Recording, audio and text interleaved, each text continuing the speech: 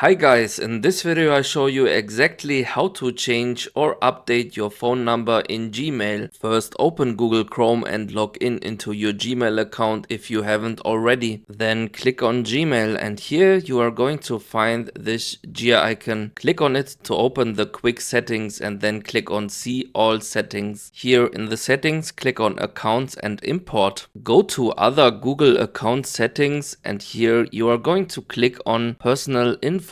And here under the contact info section you can find the phone, so click on this angled bracket key button right here, and in the next page just click on the same button again. Finally we are here to change the phone number, so click on this pencil icon and then verify your email address by entering the password and then click on the pencil button again. A new window is popping up, just click on update number and now all you need to do is typing in your new phone number and click on next. Then click on get code to receive a code for verification. Check your phone and then enter the code you received. In the end just click on verify and you successfully changed your phone number in Gmail.